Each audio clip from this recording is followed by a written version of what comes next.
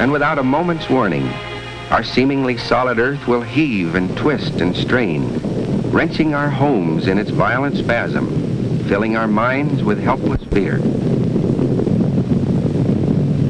Imagine this. An earthquake strikes and your home isn't ready. Cracks appear, walls shift, and worst case, total collapse. But it doesn't have to be this way. With a seismic retrofit, you can strengthen your home's foundation, protect your investment, and most importantly, keep your family safe. In this video, I'll show you how we structurally retrofitted our home's foundation for earthquakes. We live in Portland, Oregon, where we are at risk of a large earthquake caused by the Cascadia subduction zone. The subduction zone is a mega thrust fault line off the western North American coast, and it's capable of 9.0 earthquakes. It will cause a massive tsunami and destruction along a large part of the coast and inland.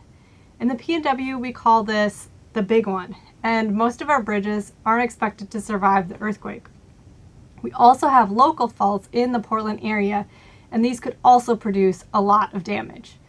Now, people didn't fully know about the subduction zone or the earthquake risks until the 1980s and 90s, so older homes were not built to withstand earthquakes. And how well your house will survive an earthquake really depends on what materials it's made of and how it's constructed. Brick and concrete block can crumble and collapse and are more dangerous in an earthquake. With wood frame houses, the biggest vulnerability is usually between the foundation and the upper portion of the house. If they are not attached well, the house can slide or fall off the foundation, which is what happened to this house during a California earthquake. Because our house was built around 1920, it is at risk of significant damage in an earthquake.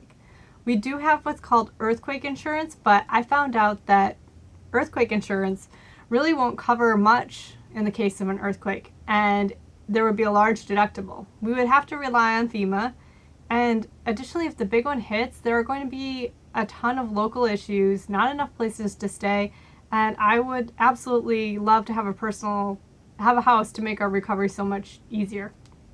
Now, a basic seismic foundation retrofit attaches the home's walls to the foundation, and sometimes it involves installing additional plywood sheathing on the inside of crawlspace walls, which are called cripple walls.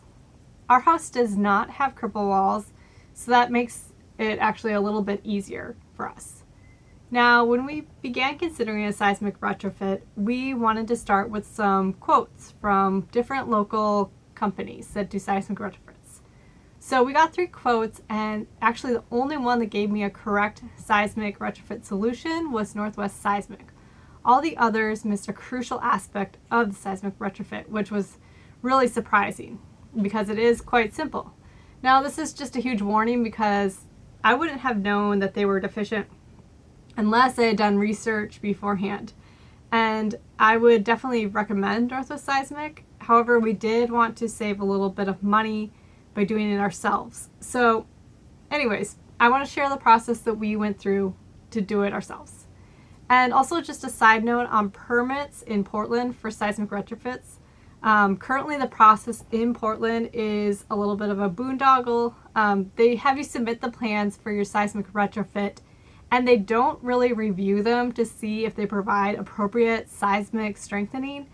What they do is they, charge a permit fee, and then they come out with an inspector to see if you installed what was on your plans.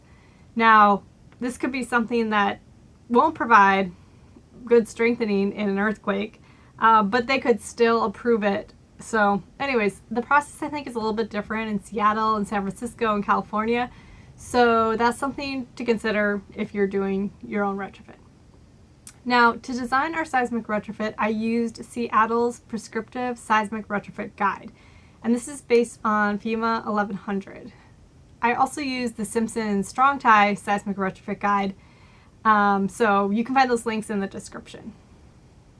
Now, Seattle's design guide helps you determine what anchors you need and how many. And this is how you go through the guide.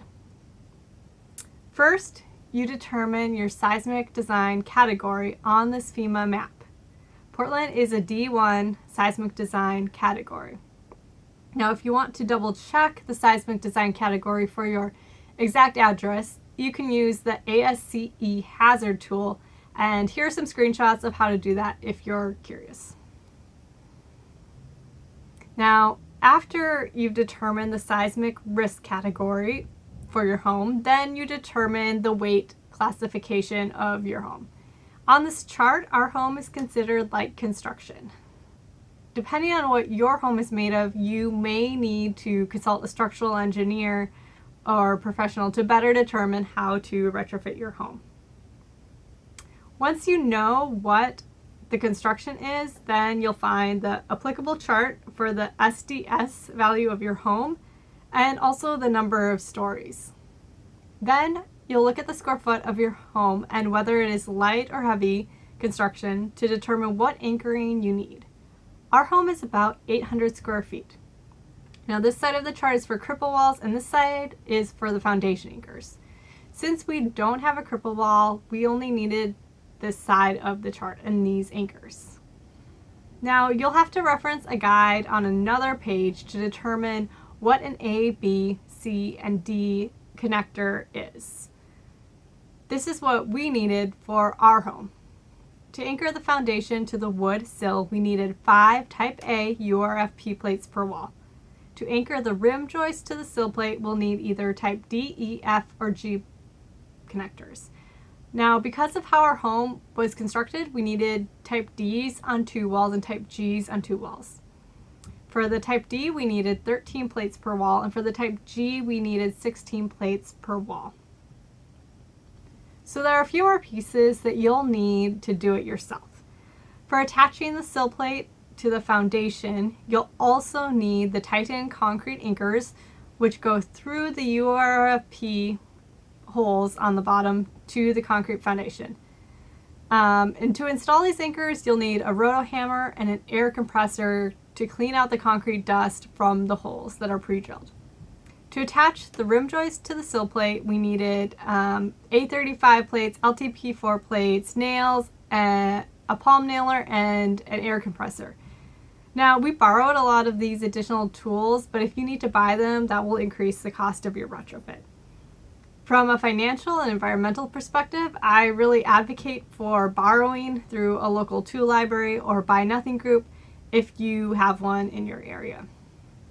So getting down to the details of how to do this.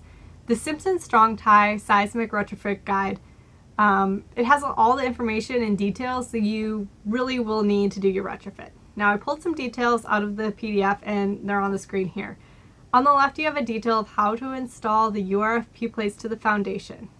And in newer homes this is connected with an anchor bolt, but in older homes, there's really not enough space to install an anchor bolt through the top of the sill plate. So we have to use the URFP plates to tie it together horizontally from the side.